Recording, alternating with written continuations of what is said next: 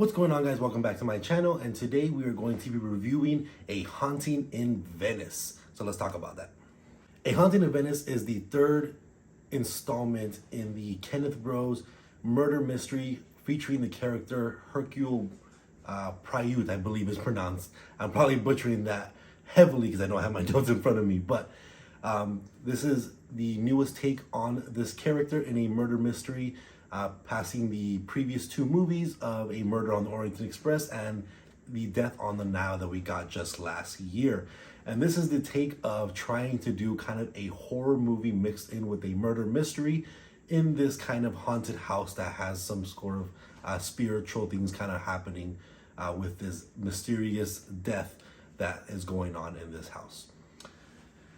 Now, on the premise of the movie, obviously we have the main character, or the main detective, I should say, who is retired now from the previous few movies. And of course, you also have the older movies from back in the 80s as well, featuring the same character.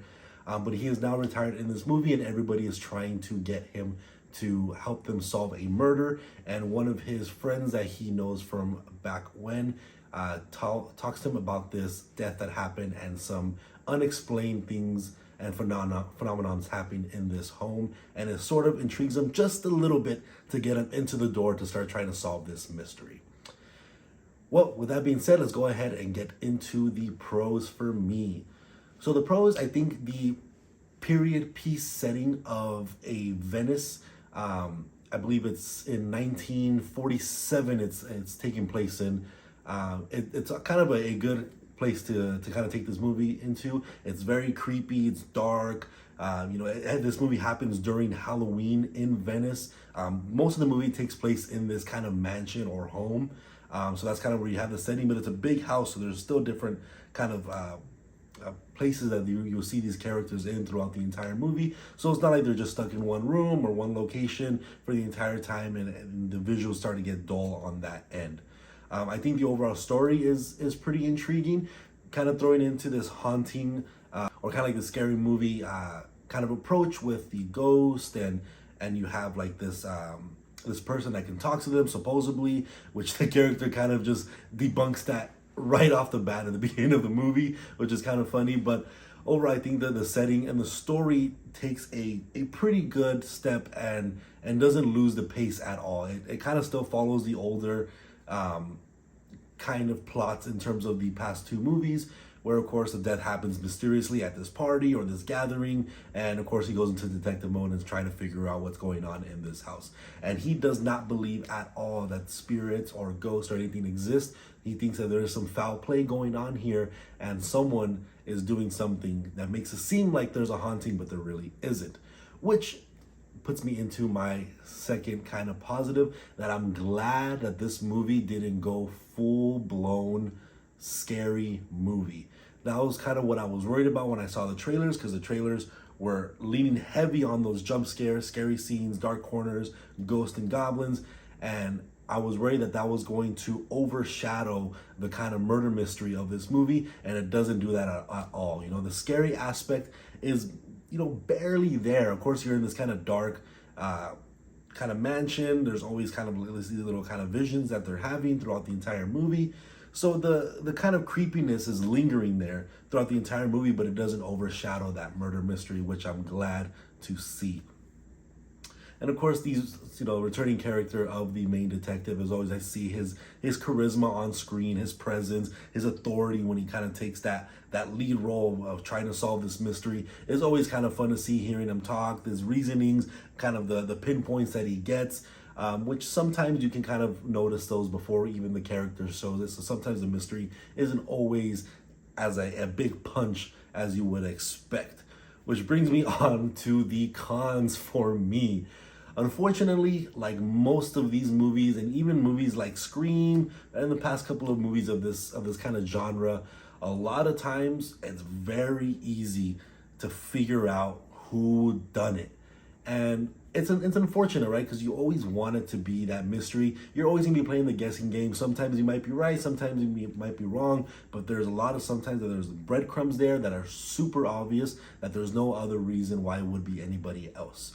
This one did throw me off a little bit because I did kind of think it was between two different people, And I'm not going to spoil anything, but again, at the end of the day, the main person that I thought it was going to be was obvious and was one of the two people that I guessed, and the second person had some foul play involved as well. So I was right on both occasions that those two characters stood out for me within this whole plot, that they're obviously up to no good.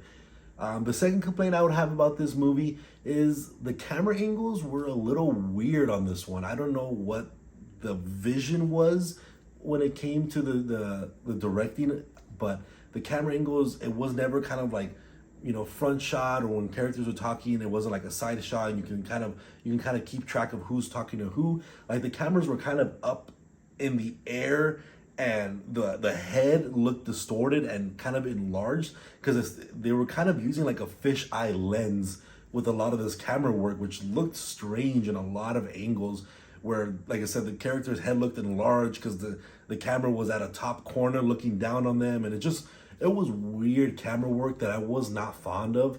It kind of threw me off on certain bits, because I was just kind of like, what is going on with these camera angles?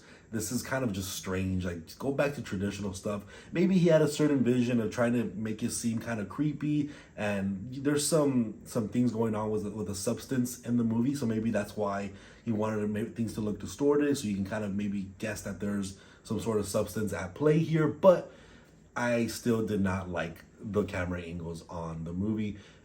Some angles and camera work were fine. The directing overall, I enjoyed. It's just those kind of nitpick moments with the camera angles that was kind of weird for me and could have thrown me off a little bit out of the movie. But overall, I thought this movie did a fairly good job. It was a pretty decent entry into this kind of trilogy of these murder mysteries. I still think that The Death on the Nile is the best out of the three. This one, taking that kind of scary movie genre, putting it into a murder mystery subgenre, was an intriguing concept, and I think it did it really well. And I'm glad the way they did it, where they didn't overstuff it with horror and jump scares, which they were there a little bit. That's kind of all they were leaning on to. And speaking of jump scares, last con, one of the jump scares, there's this kind of the girl that's kind of in play in terms of a ghost, and the figure of the ghost is literally just doing this, and it doesn't move. Like, you can literally tell that they just got that that kind of image and just zoomed it in. Like, it just comes to your face without moving at all. It's just a still image that's moving, which was kind of hilarious, seeing that in the theaters, when you can blatantly tell what it was. It just as a still image, they kind of zoomed it into the camera. But besides that, everything else was just fine in this movie, and I thought it was a good entry. Not the best, not the greatest. It was a good murder mystery. I do think that the whole Knives Out side things does the murder mystery genre a lot better than these movies do. But overall, let me know what you guys thought about the movie. I'd love to hear your thoughts down below in the comments section. Make sure to like and subscribe. And if you guys like talking about anything movies, video games, or TV related, or anything just nerdy, consider subscribing down below. And I'll see you guys on the next review. Thank you.